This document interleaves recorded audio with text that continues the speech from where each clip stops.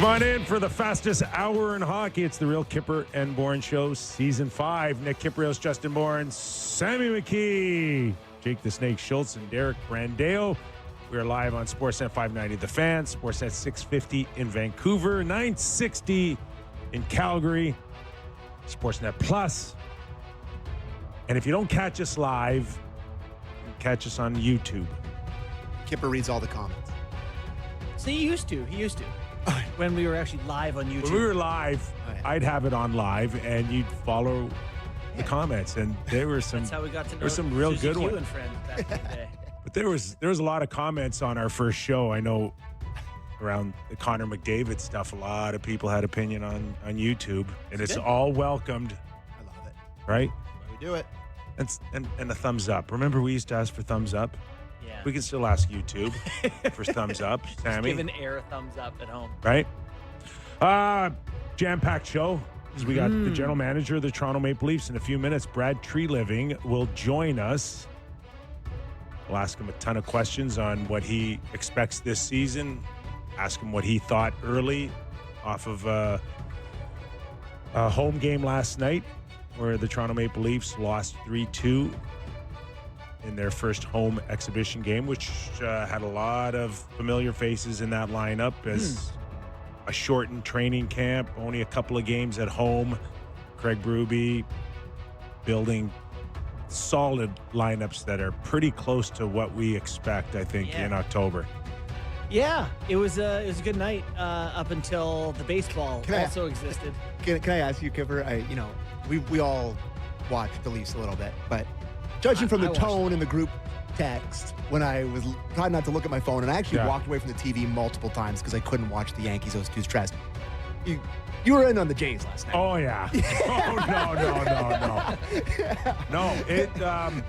And some Jays watching going on. I was all over the Jays game, and then Sportsnet also had the Yankees, so it would be like flipping back and forth. I'm like calling for double plays in the Yankee game. Please get us out of this inning, and all of it. So it was fun. It was a fun night of Sportsnet watching last night. Yeah, I, for one, am stunned that the Chicago White Sox didn't get it done. I cannot believe that their jobber closer came in and threw a pitch to the backstop on a full count. Your one pitch of ending this 2 outs, thing 2 strikes, and making all of us very happy. And you would have missed the Empire State Building with that pitch. And the pitch right before that, Bellinger just got a piece of it and fouled it back, and then it gets another pitch, full count. Here we go. It was very confusing as the catcher didn't even touch it. No, it was gone. He just cleaned. He was trying to throw that through the backstop. Anyways. Okay, we're going to get into hockey. I'm going tonight, so I'm terrified. Oh, you're going I'm tonight? going tonight. Oh, my God, you're going to die. Yeah, I'm going tonight. One game here. Yeah. We're up one game. The Toronto Blue Jays have never needed a win like they need a win tonight. Magic number's 4. They're playing 5 more baseball games. The Yankees have baseball games. They're okay, boys. They're okay. Red Sox throwing Garrett Crochet tonight, who is, I think, maybe the favorite for the American League Cy Young. Sewn up. Pretty good. Jays have Max Scherzer, who gave up 5 runs without getting an out against Kansas City. And the Yankees are throwing Max Fried at the White Sox tonight. So another tough night. So I can't wait, boys. Bet365, we need you. We need to be able to place bets on this. I hate baseball. In a few minutes, we're going to welcome in the general manager of the Toronto Maple Leafs, Brad Treliving. Sammy, you got all your pent-up questions over the summer ready for him? I just put them on the lineup there for you guys. Yeah. So, Start of a closer relationship this year. We're going to talk to the Leafs a bit more. I'm excited about this. I don't know. I want to. You think so? I do. I do too. Yeah. I do too. Okay. We're shaking a couple hands, greased a few wheels, Kip. Trying to get a couple people All right. on the show. All right. Get your questions ready for Austin and Willie. And by the way, this is year 5. Still have never interviewed Austin Matthews in my career. Never. No. But we'll get there. We'll get there. Well, in the meantime, we got the general manager. We do. Brad Treliving. Let's welcome him into the Real Kipper and Bourne Show. Tree, thanks for doing this. And you must be real disappointed that the Jays are sucking all the oxygen out of the Toronto Maple Leaf room right about now. I mean, in all seriousness, are you watching from afar a little bit while you guys slowly start the season? Are you okay with that? Oh, yeah. We got to keep the Jays going until January if we can. Right? No, it's been fun. I've been following them. I'm a baseball fan, so I've got a chance to get down to the ballpark a couple of times over the course of the summer, but it's exciting. It's getting to the exciting part of the year, and so we've got our Jays hats on for sure. Plenty of questions to get into with your hockey club, but I just want to ask you a general question right now, Brad, in terms of, your general manager duties throughout the summer. There must be 85, 90% teams right now that aren't overly pleased completely with their hockey club in terms of the visions that they have moving forward. I would put you included. And yet it was such a quiet summer of the lack of trades, or even what I think maybe the lack of communication between teams to move bodies. And do you have a reason for that? Is it a new CBA? Is the cap going up? Or is it just teams not willing to pull the trigger just yet? Like, was it as quiet as I think it was? Yeah, it was, Nick. It was, in terms of just the movement. I think there's always communication. There's always lots of activity, not necessarily lots of achievement. And the reason why is a couple theories. I don't necessarily think it has anything to do with the CBA, other than you had, number one, financially, you had a cap that increased significantly for the first time in a long time. So there wasn't, in most cases, there wasn't any real financial pressure, right? Where we've seen in the past where a team has either got financial pressure here with contracts that are due now, or where they see a year from now where they've got to get ahead of it, and make some room. Nobody was looking to there wasn't somebody standing there and saying, I've got to throw two bodies over the over the boat here just to get under the cap. So that was number one, and I think we were also in an environment where I think everybody's trying to take a step.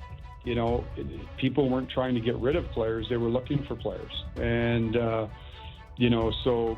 teams that are feel that they're in contention status are always looking to get better. Those teams that were, coming through rebuilds or developing teams, they're also looking to take a step. So there just wasn't, up until now, to this stage, there hasn't been an availability of players. You're seeing more and more teams with the increase in cap space now, teams signing their own guys. So there wasn't, even going back to free agency, there wasn't a lot of, there wasn't a whole lot of movement. So I think for that reason, you saw, not as much activity on the trade front. But though, then you get into this time of the year, and everybody's trying to get a little sense of what they've got in house, and see who's, everybody. And you're right, you're always worried about a spot or so on your team, and so those conversations begin to pick up now, and you go from there. So, Tree, one thing that you've referenced in some pressers and even are sort of alluding to here is, you had wanted to add maybe another top six forward to play perhaps alongside Matthews and Nyes. What do you see, like, playoffs? When playoffs start, on that right wing position, what is the path to getting that solved, to finding the answer you want alongside Austin Matthews? Well, I think step one right now is seeing, I know everybody's focused on that one spot, and I get it, and certainly we are. But you don't know where chemistry is going to come from, right? You don't know where, who may have a match. You can sit here and put it down on a piece of paper, but everybody everybody will have an opinion on it, but till you get out on the ice and you see who fits with who, and some of it too is sort of the job description, right? We all know what the prototypical top six forward looks like in terms of creating offense and those types of things, but sometimes it needs a little bit of a different ingredient, whether it's defensive player, somebody that can get in on a forecheck and create loose pucks, create space, all those types of things. So I think for us, we're not going to get ahead of ourselves in looking at the playoffs. We're looking at, and it sounds like a motherhood statement, but we're just kind of looking at tomorrow, right? Like that we got to go through camp here and see if there's chemistry with different guys that we have right now. And so that's the process, right? You practice, you talk. Chief and I'll talk every day. We talk with our staff in here of different ideas. You're looking internally, you look externally. It's easy to say, let's go get a top six forward. Well, who is that? What is the cost? So that's really where we're focused at, Justin, is okay, we've got our group in camp, or 6 days in or whatever we are. Is there a fit? We've seen Michelli up there. Right now they've had one preseason game under their belts. Max is just now back joining the group. He was working through an injury the first few days. So, and maybe there's some other, maybe there's something else internally. So we're going to continue to look internally, while also continue to look outside and see is there an availability for somebody that can come in and help us. You're watching and listening to the general manager of the Toronto Maple Leafs, Brad Treliving. Tree, in our heyday, man, you had a lot of tomorrows in training camp, 2-a-days, 10, 12 exhibition games, plenty of time to kind of sort things out. That's not the case anymore, and I'm just wondering, with such a compressed schedule now for exhibition games and knowing that we're a little over a week to game one, how much pressure does that put on someone like Easton Cowan, who's trying to crack the opening lineup, to Michelli to show chemistry, to some of the other guys who are challenging as well? Yeah, I think, Nick, you're right. The camps are different now. You go through them pretty quick. I think there's different stages of camp. Like, the first 3 days are really sort of a grind. The grind 3 days is getting all the summer skate off and getting back to bumping a little bit, and then you get into the next phase, which is, from the coach's perspective, a little bit more system play, probably a little bit more teaching, and now you start. There's competition within camp, right? We've got a lot of, specifically talking up front, we've got a lot of players here, so there's competition in where, like you said, where you can find chemistry, where you fit. As far as a young player, I think it's really important for them just to keep the picture small, right? Like you start, I know everybody, and you guys do a great job of projecting stuff and opening day rosters and where's everybody going to fit and how do you make a team? Well, how do you make a team is you just stack a good day on top of a good day. So for a guy like Easton, his focus has got to be small. It's just getting ready and because for those guys, the window is small, right? The window is short.